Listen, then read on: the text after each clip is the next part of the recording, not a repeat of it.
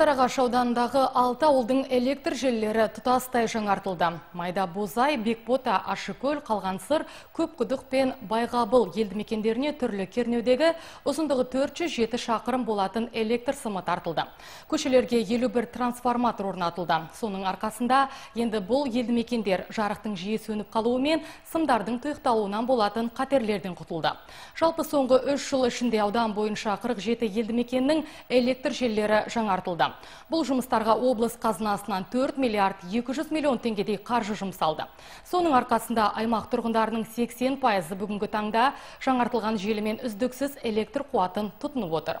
Биыл жоспар бойынша жыл соңына дейін тағы 7 ауылдың шіріп қисайған бағаналары, үзіле-үзіле жамау болған сымдары мен тозығы жеткен трансформаторлары жаңарады. Мощность үлкен, халық саны көп болып, подстанция мәселесі де параллельно 300 миллион облыс бюджеттен қаржы бөлінді, жаңа жібек жолы аймағына. Осы алдағы уақытта осы жұмысты өйткені свет жүйелері жаңартылуымен жаңағы үлкен сапалы пайдалану үшін подстанциялар мен агрегаттердің мәселесі де біргелесіп жүріп жатқан мәселе.